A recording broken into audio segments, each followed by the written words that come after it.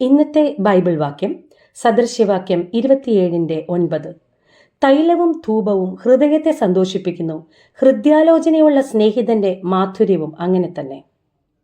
നല്ല ഒരു സുഹൃത്തിനെ കിട്ടാൻ ആഗ്രഹിക്കാത്ത ആരാണുള്ളത്?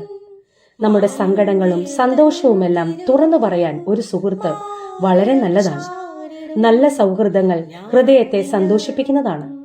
ജീവിതത്തിലെ ഏറ്റവും വിലമതിക്കാനാവാത്ത സമ്മാനങ്ങളിൽ ഒന്ന്.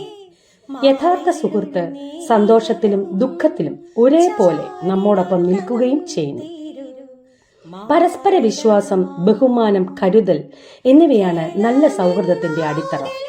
അങ്ങനെയുള്ള സുഹൃത്തുക്കൾ നമ്മുടെ ജീവിതത്തെ കൂടുതൽ സന്തോഷകരവും അർത്ഥവത്തമാക്കുകയും നല്ല വ്യക്തികളായി വളരാൻ പ്രചോദനം നൽകുകയും ചെയ്യുന്നു. നമ്മുടെ ക്രിസ്തീയ ജീവിതത്തിൽ ഏറ്റവും നല്ല സുഹൃത്ത് യേശു കർത്താവാണ്.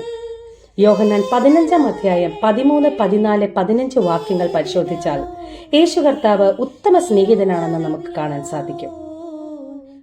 ഉത്തമ സുഹൃത്തുക്കൾ പലരും നമ്മുടെ ജീവിതത്തിൽ നിന്ന് മാറിപ്പോയാലും മാറാത്ത സ്നേഹിതനായി നമ്മെ മാറോട് ചേർത്തണയ്ക്കാൻ കർത്താവ് മതിയായവൻ.